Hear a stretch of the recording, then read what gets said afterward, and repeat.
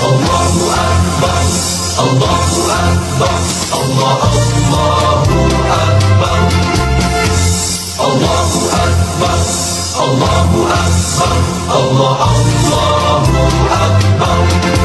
Salam ilahi menuntut kesatuan, maju serta membela kebenaran untuk negara, bangsa dan kemakmuran. Allah tegakkan, Allah tegakkan.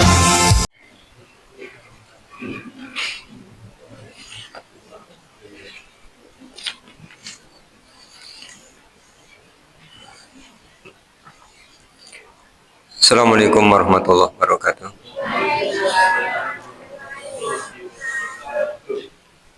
Innal hamdalillah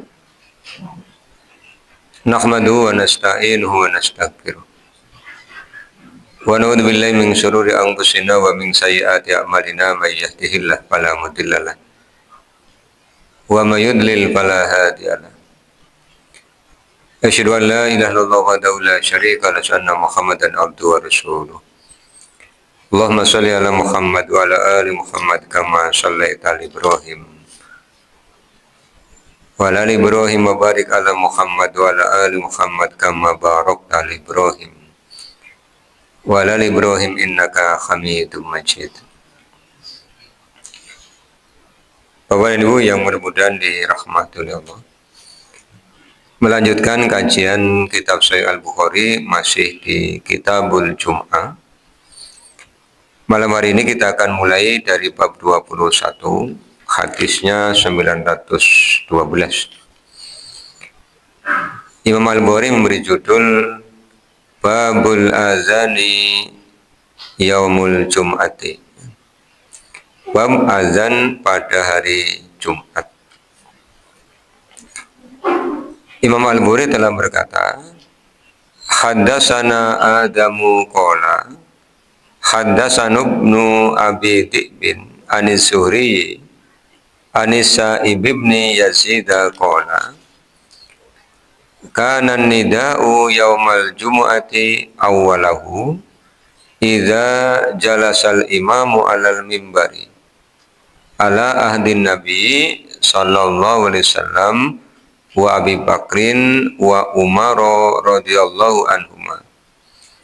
Falamma kana Utsmanu radhiyallahu anhu wa kasurun nasu zadan nida as-salisa ala syawra'i. Kana adalah an-nida. Nida itu secara harfiah artinya adalah panggilan. Jadi azan itu kan panggilan, Bapak Ibu ya. Sebab pada kalimat-kalimat azan itu ada kalimat hayya 'alas shalah. Kemari untuk sholat, itu panggilan. Maka di sini dimaknai adalah azan itu, azan kapan? Yaumal jum'ati, pada hari Jumat. Awalahu, awalnya, iza apabila jalasal imamu alal mimbari, ketika imam sudah duduk di atas mimbar. Jadi awalnya imamnya duduk di atas mimbar, kemudian baru azan dikumandangkan. Kapan ini terjadi? Ala ahdin Nabi, ketika era Nabi. Wa Abi Bakrin, era Abu Bakar. Wa Umar radhiyallahu anhuma, dan era Umar radhiyallahu anhuma. Falamma, maka setelah kana Utsmanu, di era kekhalifahan Utsman radhiyallahu an, wa kasurun nasu, orang-orang yang beriman jumlahnya semakin banyak. Zadan nidaa as-salisa, kemudian Utsman menambahkan azan menjadi 3 kali. Al-Zawra'i, azannya dilaksanakan di tempat namanya Az-Zawra. Az-Zawra itu tempat yang dimiliki oleh Utsman bin Affan, berada di dekat pasar. Jadi makna adanya 3 itu menghitung iqomah, Bapak Ibu. Iqomah 1, azan ketika khotibnya sudah duduk di mimbar 1, kemudian azan ketika dikumandangkan di tempat namanya Zoro itu 1, sehingga dihitung menjadi 3. Kalau di kita lebih familiar ungkapannya azannya sekali atau 2 kali begitu. Iqomahnya tidak dihitung. Tapi kalau memahami bagian dari kata azan di samping panggilan, dalam iqomah kan juga ada kata hayyalas sholah, hayyalas sholah. Hanya bedanya kalau azan kan genap, kalau iqomah kan ganjil. Sehingga dalam azan itu hayyalas sholahnya 2, karena 2 itu genap. Kalau iqomah kan hayyalas sholahnya 1, hayyalal falahnya 1. Kecuali qad qamatis sholah 2. Maka ketika di sini ditambahkan menjadi 3 itu maksudnya sebelum masuk waktu sholat Jumat, Utsman bin Affan memerintahkan muadzin untuk azan di tempat namanya Zawro. Ini rumahnya Utsman dekat dengan pasar di Madinah. Untuk mengingatkan bahwa hari itu hari Jumat dan sebentar lagi waktu sholat Jumat akan masuk. Sehingga orang yang sedang sibuk berniaga di pasar Madinah itu akan segera pulang untuk mandi, mempersiapkan diri, kemudian datang ke Masjid Nabawi melaksanakan sholat Jumat. Itu sejarahnya begitu. Tapi kalau zaman Nabi, ya azannya nanti begitu khotibnya duduk di mimbar, kemudian azan. Zaman Abu Bakar masih sama, zaman Umar masih sama, lalu zaman Utsman kemudian ditambahkan sekali. Nah, meskipun kemudian di era kita juga ada yang mempraktekkan begitu ya. Jadi azannya 2 kali, tapi tidak di pasar gitu, tapi azannya di dalam masjid. Itu sejarahnya begitu. Jadi kita jadi tahu, oh ternyata awalnya hanya 2 azan iqomah, kemudian menjadi 3 azan dan iqomah. Itu hadisnya 912. Kemudian bab 22, muadzinnya berapa awalnya? Babu al-muadzinul wahidu yaumal jum'ati. Bab muadzin 1 pada hari Jumat. Hadisnya 913. Haddasana Abu Nuaimin qala haddasana Abdul Aziz ibnu Abi Salamata al-Majishun anis Zuhrihi anis Sa'ib ibni Yazid anna bahwasanya alladzi yang zadat ta'dinas salisa, yang menambahkan azan ketiga yaumal jum'ati pada hari Jumat, Utsman bin Affan radhiyallahu anhu. Utsman bin Affan ini sama dengan 912 tadi ya. Hina ketika kasuro ahlul Madinati, penduduk Madinah semakin banyak. Di samping bertambahnya orang-orang Madinah yang masuk Islam, juga orang-orang luar Madinah pada datang ke Madinah. Karena di Madinah ada Rasul, sehingga menjadi daya tarik orang-orang mukmin di luar Madinah kemudian tinggal di Madinah. Bahkan sejarah mencatat ada kabilah yang tinggal di pinggiran kota Madinah itu minta izin Rasulullah untuk pindah ke Madinah. Tetapi Rasulullah tidak mengizinkan dengan menyampaikan kalian lebih baik tinggal di sana. Kenapa tidak diizinkan? Kalau nanti semuanya masuk dalam kota, nanti tidak ada yang jagani di pinggiran-pinggiran kota, sehingga kalau ada serangan itu membahayakan. Jadi biarin di sana. Tinggal nanti datang bergantian ke pusat kotanya, atau Rasulnya yang diundang ke sana. Walam yakun, dan tidak ada lin Nabi ketika zaman Nabi muazzinun ghairu wahidin, muazin kecuali hanya 1 orang. Untuk sholat Jumat itu muadzinnya hanya 1 orang. Kalau subuh memang 2 orang ya. Kalau subuh itu azannya azan yang pertama Bilal. Bilal itu azan ketika subuh belum masuk sebenarnya. Makanya Rasulullah menyampaikan, jangan sampai azannya Bilal menghalangi kalian untuk sholat malam dan makan sahur. Kita menyebutnya sekarang azan subuh pertama. Jam berapa? Ya kira-kira 50 ayat sebelum masuk waktu sholat subuh. Kalau pakai jam ya tidak bisa karena geser-geser ya Pak. Kalau kemarin-kemarin subuhnya jam 4 kurang, sekarang subuhnya mulai jam 4 lebih. Lebihnya banyak. Makanya kalau sudah jam 4, kening orang adzan ya belum waktunya. Sholat itu kan tidak bisa diajukan waktunya. Meskipun jenengan sedang bersemangat pengen subuhan, kalau baru jam 4 ya sekarang belum boleh. Nunggu jam 4 lebih. Lebihnya berapa? 20. Jadi kalau jam 4 kok belum ngaji, ya berarti belum kurang 15 menit. Ya, Al-Amin itu biasanya nyetel ngajinya kurang 15. Itu geser 50 ayat kira-kira ya 30 menitan.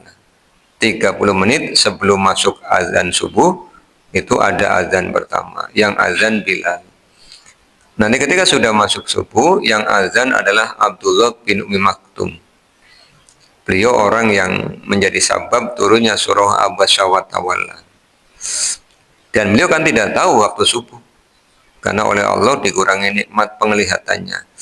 Sehingga kapan dia azan? Ketika ada yang bilang asbahta asbahta, sudah subuh baru dia kemudian azan. Tapi untuk muazin sholat Jumat itu hanya satu. Kapan? Ketika Rasulullah SAW duduk di mimbar, kemudian baru azan dikumandangkan.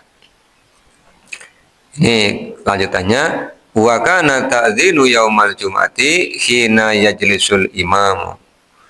Dan adalah azan pada hari Jumat ketika imam duduk. Duduknya di mana? Yakni alal mimbari, duduk di atas mimbar. Tempat yang disiapkan khusus untuk berdiri ketika khutbah Jumat. Kemudian apakah yang menjawab panggilan azan hanya makmumah atau khotib juga ikut menjawab panggilan azan? Ini kan kalau di kita khotibnya naik ke mimbar, kemudian mengucap salam, habis itu duduk. Setelah duduk kan kemudian muadzin azan. Apakah yang menjawab cukup makmumah atau khotibnya ikut jawab? Ini jawabannya ada pada hadis 914. Babu yajibul imamu alal mimbari iza sami'an nida'a. Bab imam wajib menjawab azan di atas mimbar ketika mendengar azan. Jadi menggunakan dalil umum kan. Dalam Sahih Muslim, Rasulullah akan menyampaikan apabila kalian mendengar azan. Jadi yang suruh menjawab itu yang mendengar azan. Dulu sudah kita kaji pada Kitabul Azan. Meskipun sering banyak pertanyaan begini. Ketika menjawab panggilan azan dengan cara menirukan ucapan muadzin itu, yang ditirukan yang mana? Pertanyaannya begitu. Apakah masjid yang paling dekat, atau masjid yang azannya awal, atau yang suaranya paling banter kan begitu. Karena kadang-kadang ada pertanyaan begitu. Kadang-kadang ada yang lagi jawab azan belum selesai, ada azan lagi. Suaranya lebih banter daripada yang pertama. Akhirnya bingung, tadi sampai mana ya ngikuti yang ini. Ya, karena kita kan tinggal di daerah yang masjidnya begitu banyak, berdekatan. Dan alhamdulillah suara speakernya kan kencang-kencang semua. Ya, jadi kan soundnya berarti terbaik gitu kan ya. Karena kencang semua. Karena tidak ada dalil yang menjelaskan mana yang dipilih, ya dikembalikan kepada panjenengan. Ya, mau menjawab yang mana kan silakan. Yang penting selesai. Jangan yang ini belum selesai pindah lagi, akhirnya langsung rampung kan begitu. Iya, berkaitan dengan puasa. Kalau nanti Ramadan mau ikut yang mana, ya silakan. Begitu kita tinggal di suatu wilayah maghrib, kemudian ada yang azan, ya ikut saja. Iya, ke azan gitu durung. Boleh jadi yang belum azan itu karena ada kegiatan kajian tanggung, atau yang sekarang menggunakan jam digital itu kan juga tidak sama, ada selisih antar masjid, itu ada selisih, ada yang 1-2, 1-1-2. Yang lain begitu adzan ya silakan berbuka. Yang tanggung jawab siapa? Yang tanggung jawab yang adzan kan begitu. Nanti batal Pak. Ya kalau azan ya suruh batal malahan. Kan suruh disegerakan. Kalau mau adil ya maghribnya ikut masjid A, ya subuhnya ikut masjid A. Jangan curang. Ya. Kalau maghribnya ikut masjid A yang cepat, kalau subuh ikut masjid B yang lambat, ini kan curang namanya. Berarti ada durasi perpanjangan waktu. Namanya tidak konsekuen ya Pak.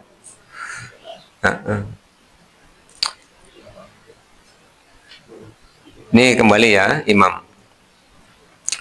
Haddatsana Muhammad bin Muqatilin qala akhbarana Abdullah qala akhbarana Abu Bakr bin Utsman bin Sahl bin Hunayf an Abi Umamah bin Sahl bin Hunayf qala. Ini yang cerita Umamah bin Sahal bin Hunayf, dia berkata, sami'tu, aku telah mendengar Muawiyah bin Abi Sufyan, Muawiyah bin Abi Sufyan. Ini ketika Muawiyah sudah menjadi khalifah ya. Setelah Khalifah Ali. Wa huwa jalisun alal mimbari. Dia duduk di atas mimbar, azanal muadzinu, muadzin azan, qala Allahu akbar, Allahu akbar. Qala Muawiyah, Muawiyah jawab, Allahu akbar, Allahu akbar. Qala asyhadu an la ilaha illallah. Faqala Muawiyah wa ana, faqala asyhadu anna Muhammadar Rasulullah. Faqala Muawiyah wa ana. Jadi menirukan ucapannya muadzin. Falamma, maka setelah angqadha ta'zina, azan selesai, qala Muawiyah kemudian ngomong begini. Ini kan menimbulkan tanda tanya bagi mustami'in, kan khotibin jawab bi azan kan begitu ya Pak. Kemudian Muawiyah bilang begini kepada mustami'innya ya, makmumahnya. Ya ayuhan nasu, wahai manusia. Ini sesungguhnya aku sami'tu Rasulullah sallallahu alaihi wasallam, aku telah mendengar Rasulullah SAW ala hadzal majlisi, di majlis ini, hina ketika azan al muadzinu, azan dikumandangkan oleh muadzin, yaqulu, beliau berkata, ma sami'tum, apa yang kalian dengar, minni, dariku, mimma qalati, dari tempatku tadi aku menjawab.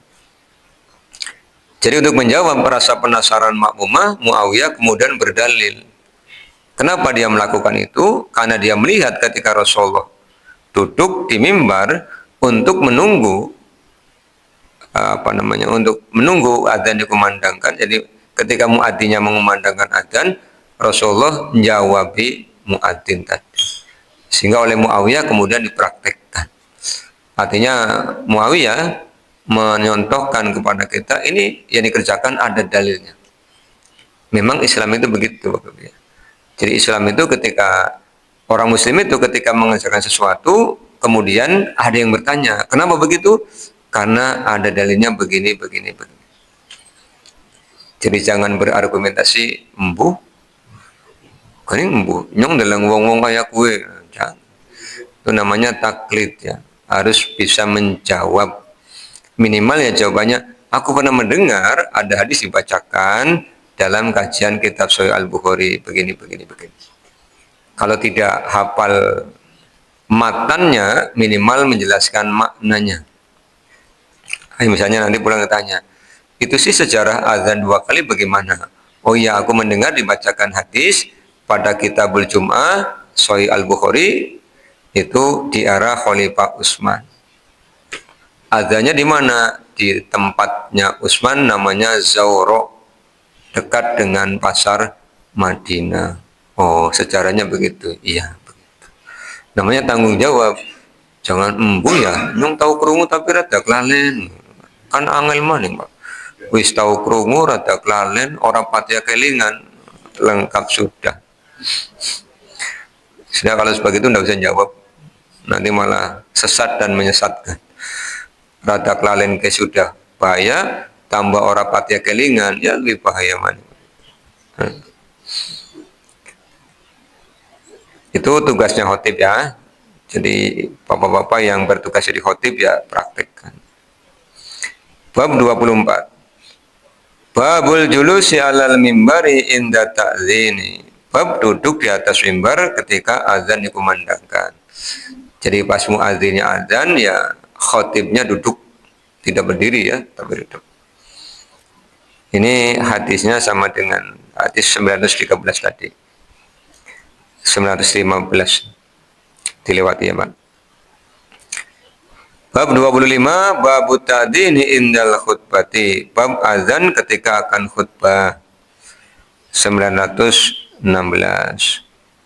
Ini juga sudah tadi zaman Utsman ya.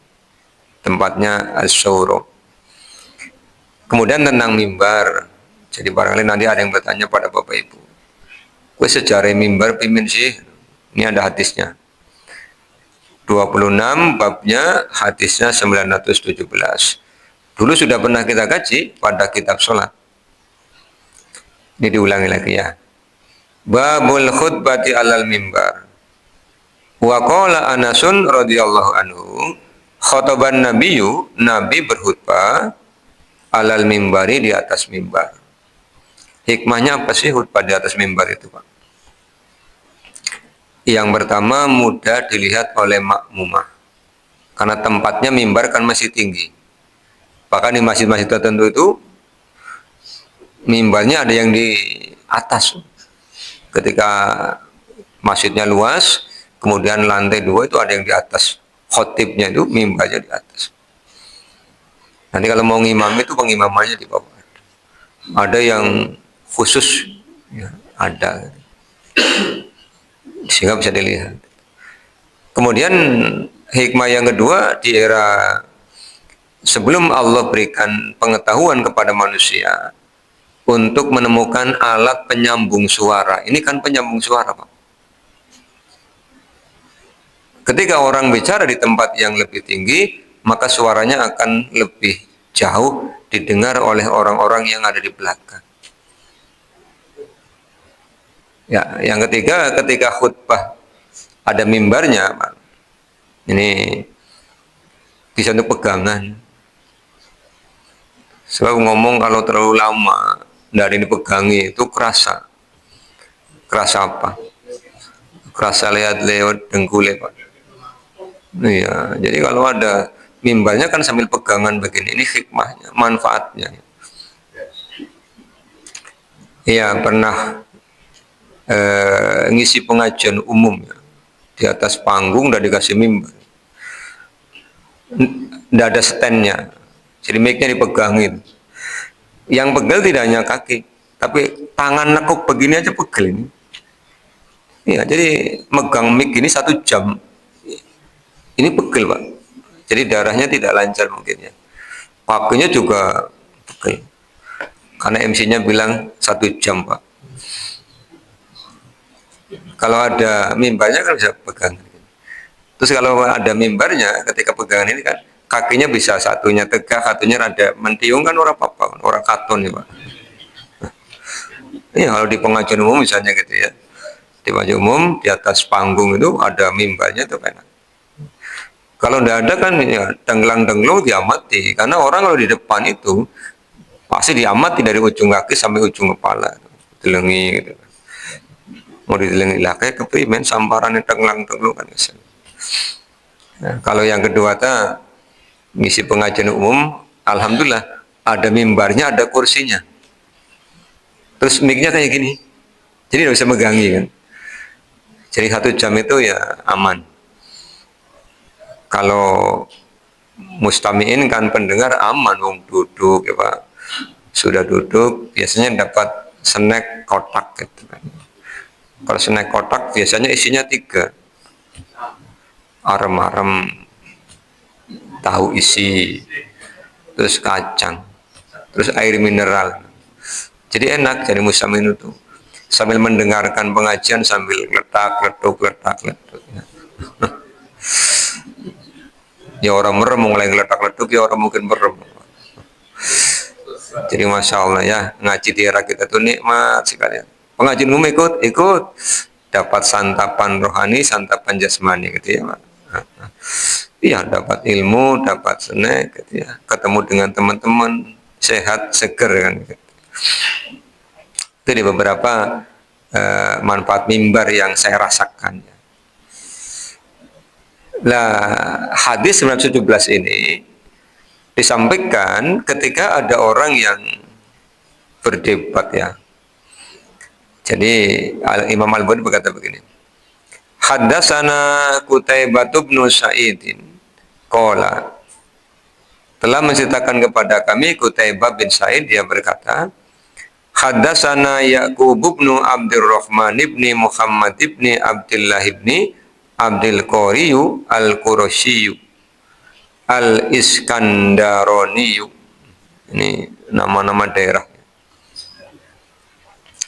Qala, dia berkata, Haddatsana Abu Hazim ibnu Dinarin, telah menceritakan kepada kami Abu Hazim bin Dinar, anna rijalan, bahwasanya laki-laki atau mendatangi Sahal bin Sa'din As-Sa'idi, Sahal bin Sa'ad As-Sa'idi.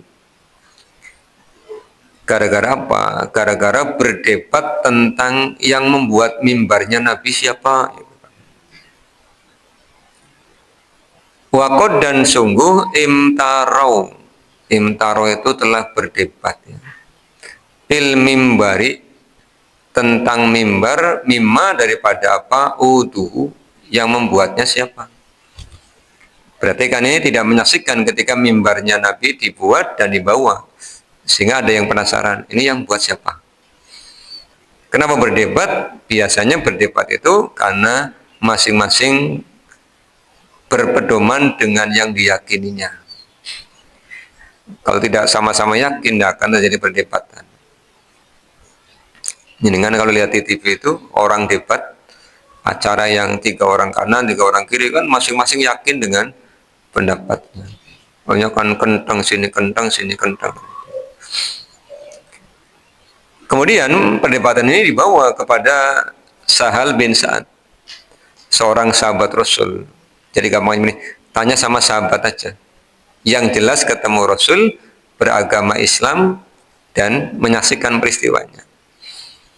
Fasa'aluhu an dzalika. Kemudian mereka bertanya tentang siapa sih yang membuat mimbarnya Rasul. Faqala, kemudian Sahal bin Sa'ad menjawab, wallahi, demi Allah. Ini mantap, meyakinkan ya, diawali dengan sumpah, wallahi, ini sesungguhnya aku la a'rifu, sungguhnya 2 kali, sungguh aku mengetahui, mimma huwa, dari apa dia itu, walaqad, dan sungguh ra'aitu, aku menyaksikannya, awala, pertama kali, yaumin, pada hari, wudi'a, diletakkan. Jadi kata Sahal, aku tahu yang buat siapa namanya, aku tahu siapa yang meletakkannya, dan aku juga tahu bahannya dari kayu apa. Ini jawaban terus begitu, harus meyakinkan. Jadi jangan sampai ditanya, lamun ora salah, mesti salah. Iya, perkayongan, harus mantap ya. Islam itu jawabannya mantap, dalil ya Pak.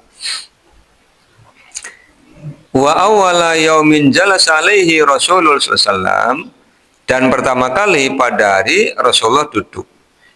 Arsala Rasulullah SAW ila fulanata imro'atin minal ansori. Rasulullah mengutus seseorang kepada seorang wanita Ansor. Wanita Ansor ini punya hamba saya namanya Maimun, seorang ahli perkayuan. Sekarang namanya tukang kayu, Pak. Hah? Tukang apa, Bu? Reparasi. Tukang kayu ya. Berarti yang kalau zaman dulu tukang kayu itu berarti yang bikinnya kusen-kusen itu kan tukang kayu ya. Kalau yang masangi batu bata tukang batu namanya. Yang tukang yang suka moyokin namanya tukang maido itu begitu. Sudah melasih.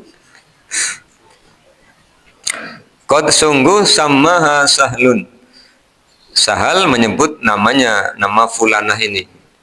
Dulu sudah dikaji ya Pak, di bab tentang sholat. Namanya siapa? Makanya di sini tidak diterangkan lagi. Rasulullah bilang begini kepada wanita Ansor itu, muri ulamaki, suruhlah hamba sayamu an-najjaro. An-najjar, najjar itu tukang kayu, bukan nazar ya, beda. Kalau nazar itu berjanji akan melakukan sesuatu jika diberi sesuatu, seperti mbahnya Nabi Isa, istrinya Imron itu kan ngomong kepada Allah, inni nazartu laka, sesungguhnya aku bernazar kepadamu, ma fi batni mukharrarun fataqabbal minni, apa yang ada dalam kandunganku akan diperhambakan kepada panjenengan. Itu nazar. Kalau ini najjar pakai jim. An-najjaru itu artinya tukang kayu. Ayak malali, supaya dia membuatkan untukku a'wadan ya, satu tempat, ajlisu aku duduk, alaihinna di atasnya, iza kallamtun nasa apabila aku berbicara dengan manusia. Jadi tujuan utama Rasulullah minta dibuatkan mimbar. Rasulullah ingin menggunakannya untuk menyampaikan pembelajaran kepada para sahabat. Ya kan, kalau ada mimbarnya kan orang fokus. Jumat itu kan ada mimbar ini, orang fokus pada sini. Itu tujuannya Rasulullah menyebutkan iza kallamtun nasa, apabila aku berbicara dengan manusia. Fa'amaratu, kemudian wanita Ansor ini menyuruh hamba sahihnya, fa'amilaha, kemudian dia mengerjakannya, min torfa'il ghobati, namanya kayu al-ghobah. Ini kayu yang ada di Madinah saat itu. Kalau sekarang ya tergantung, ada yang pakai kayu jati begitu ya, mimbarnya. Summa kemudian ja'a biha, dia datang dengannya. Farsalat ila Rasulillah SAW fa'amaro biha, kemudian wanita ini mengutus hamba sahihnya ketika sudah jadi, membawanya kepada Rasulullah. Fawudi'at ha huna, kemudian diletakkan di sini, kata saya. Inilah tempatnya. Saya menunjuk tempat itu. Summa kemudian ra'aitu Rasulullah SAW, kemudian aku melihat Rasulullah SAW sholla alaiha, sholat di atas mimbar. Jadi tidak hanya digunakan untuk berpidato, untuk khutbah, tapi Rasul juga menggunakannya untuk sholat. Bagaimana caranya? Wa kabbaro wa huwa alaiha, Rasulullah naik mimbar kemudian takbir di atasnya. Summa roka'a wa huwa alaiha, kemudian ketika ruku Rasul juga di atas mimbar. Summa kemudian nazala, turun, al-qahqara, mundur, fasajada min asfi aslil mimbari, kemudian sujud di bawah. Tujuannya untuk apa? Rasulullah kemudian mempraktekkan sholat di atas mimbar itu. Summa kemudian ada Rasulullah mengulangi. Jadi tidak hanya di rokaat pertama, tapi rokaat-rokaat berikutnya. Falamma maka setelah farogo selesai, akbala ala nasi. Rasulullah menghadap kepada orang-orang.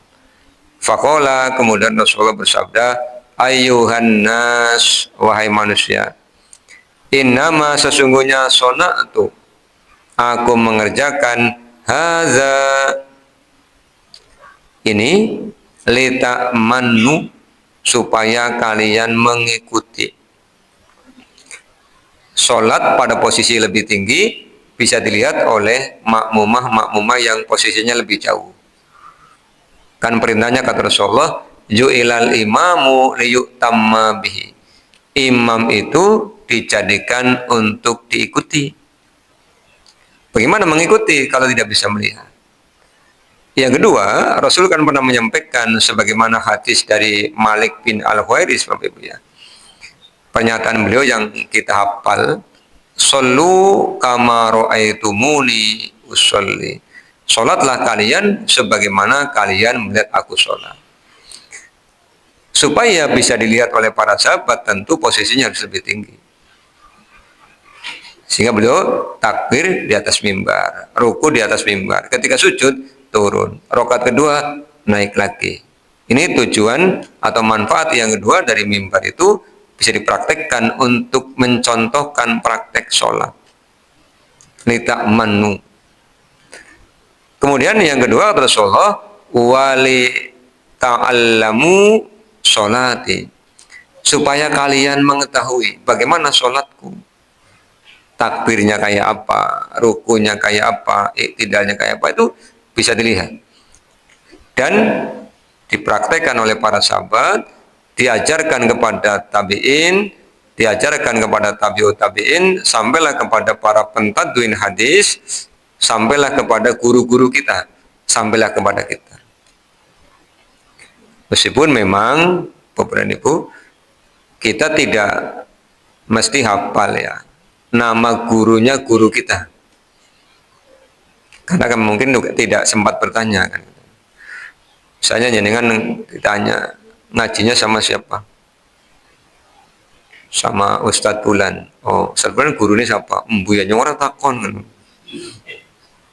kan begitu ya Pak. Ya kalau zaman Imam Al-Bukhari kan, Imam Al-Bukhari punya guru nih. Misalnya siapa? Misalnya Muhammad bin Muqatil. Ditanya Muhammad bin Muqatil gurunya siapa? Abdullah terus. Makanya ada sanadnya. Kalau kita ya cukup ada gurunya, kita sudah merasa oh ya sudah. Dan kita tidak tanya guru kita itu gurunya siapa. Itu ilmu itu ya rangkaiannya aslinya nyambung sana. Ya.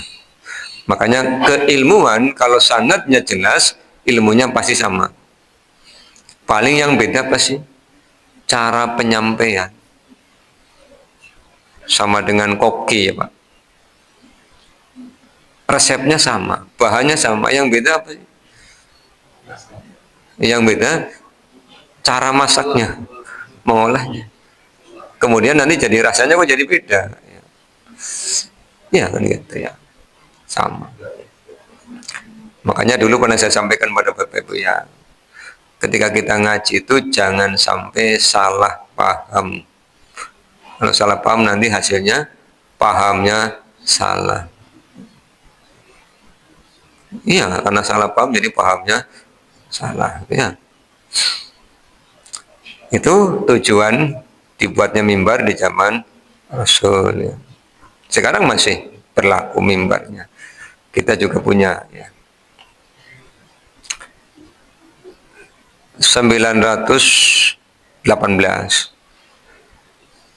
yang bercerita adalah Ibnu Anas annahu sami'a Jabir bin Abdillahi qala kana zid'un yaqumu ilaihin nabiyyu falamma wudi'alahu al-mimbaru. Setelah mimbar diletakkan, Nabi berdiri di atasnya. Sami'na al-jid'un, Jidun itu batang ya Pak, batang kayu ya. Yaqumu ilaihi. Sami'na lil jid'i, kemudian kami mendengar batang itu misla aswatil isyari. Jadi ketika diletakkan itu keluar suaranya. Apakah batangnya bersuara atau ada gesekan? Kan seperti di era dulu, rumah-rumah itu untuk menyambung satu tiang dengan tiang lain tidak pakai paku ya Pak, pakai kancing kan. Nah di lubang itu di apa namanya, dikunci pakai kayu gitu ya. Nah, itu kalau diletakkan kan bisa keluar suaranya karena ada gesekan, berderit-derit gitu ya. Ya kayak tempat tidur amben zaman dulu kan begitu. Muni great gitu ya. Iya. Ini keluar suaranya. Hatta sehingga nazalan nabiyu, Nabi sallallahu alaihi wasallam turun, fawado'a yadau alaihi. Karena dinaikin Nabi, kemudian keluar suara, Nabi turun. Kemudian Nabi meletakkan tangannya. Nabi meletakkan tangan. Kemudian suaranya berhenti. Ini tidak dijelaskan tentang suaranya seperti apa ya. Tapi di sini dikatakan seperti aswatil isyar, seperti al-isyar. Itu hadis 918. Kemudian 919.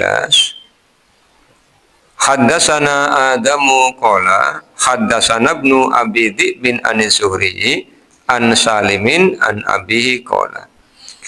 Sami itu aku telah mendengar Nabi sallallahu alaihi wasallam yahtubu alal mimbari, khutbah di atas mimbar.